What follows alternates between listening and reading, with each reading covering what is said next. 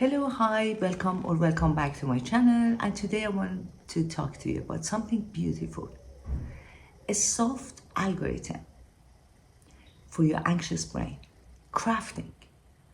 Craft like knitting, crochet, embroidery, illustration, pottery, whatever you can put your hand on and create something from it, can activate your prefrontal cortex, a part of your brain that is responsible for mood regulation, problem solving, and concentration, especially in this world that we are bombarded by terrible news and our brain get completely fried. While you're crafting, your brain enters in a meditative state, but not only in stillness, but with creating something, a harmony between your brain and your body. When you're meditating sometimes, it's real difficult because you sit in a stillness. You should focus on one object, and in silence, you have to see your, thought passing by without judging it.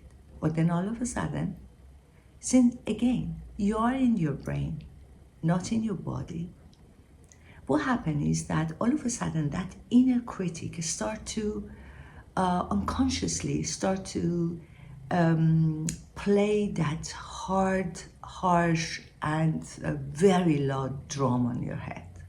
But with crafting, not only you're sitting in stillness, but at the same time, you are doing something. And I call it meditation in motion. Crafting stimulates your dopamine, a rewarding chemical, because you see the result of your meditation.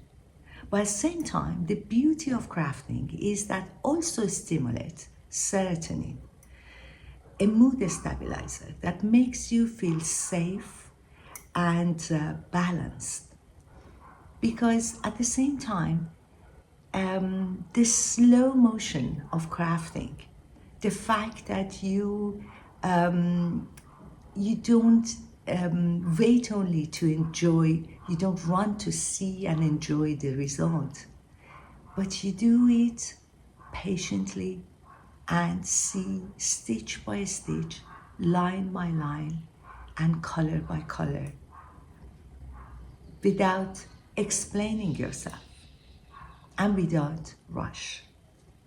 And crafting is not just grandma sitting on a rocking chair. Crafting nowadays became a global mental health tool.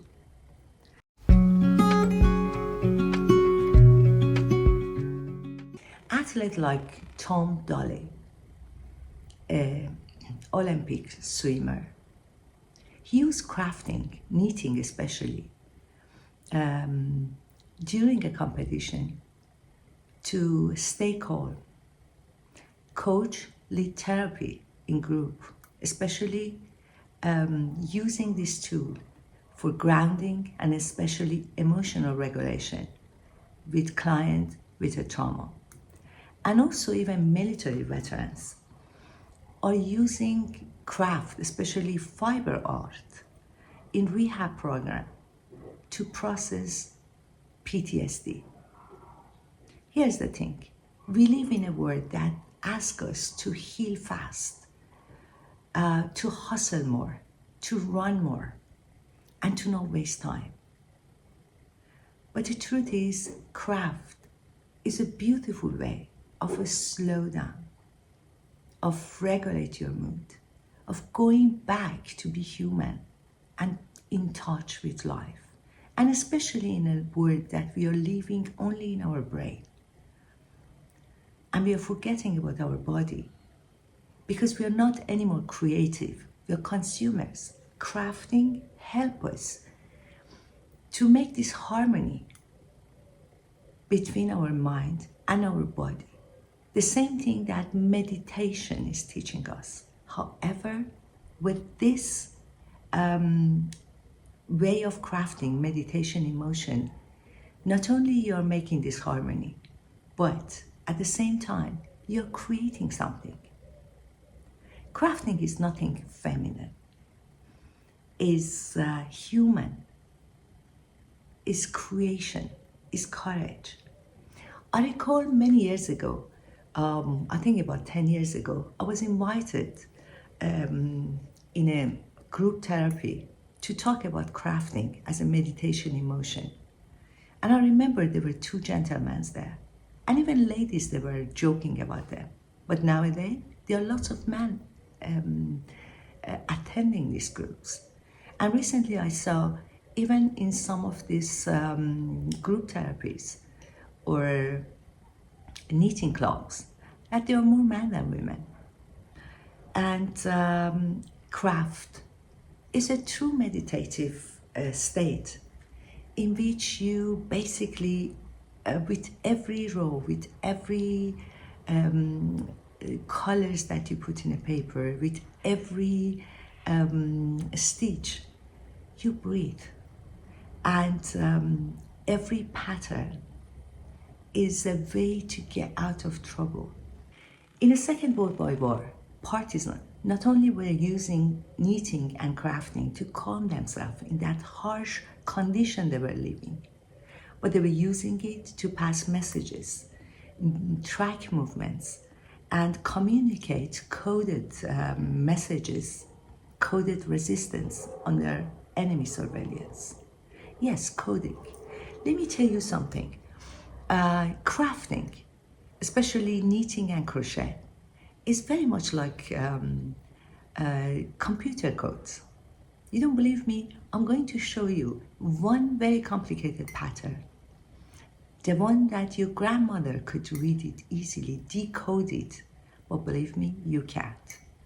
Craft is very similar to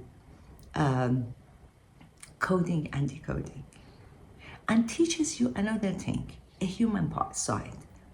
You can mistake while you're crafting, but you can always have the ability to deconstruct it and reconstruct it. That's the beauty of crafting, things that is teaching you. Craft is not a decorative thing. It's a survival. It's a courage in every stitch. If you don't believe it, remember, it takes a real courage to sit in a stillness and stay with your thoughts, calm, without needing to explain it, without judging it. But crafting teaches you this courage to revisit your life while you're creating something. So crafting is not just only a kind of hobby. It's not escape. It's a clarity. It's a manual override for your anxious brain and nervous system. If you're doing something recently, or you're crafty like me, do something, post it, or even better, continue doing it and consider it as your meditation time. Meditation in motion. Remember that. And if you doubt that it works, remember, craft is not only a meditation, but is a kind of sport for your brain. Remember what we said, coding and decoding of craft, something that your grandmother knew. In a hustle world, with lots of problems, they could survive, but we stay in the past. We are stuck there. But crafting will help us to overcome these hustles. I had one experience which was really amazing. During the period of time that I was practicing clinical work, I started with meditation, helping clients, especially patients with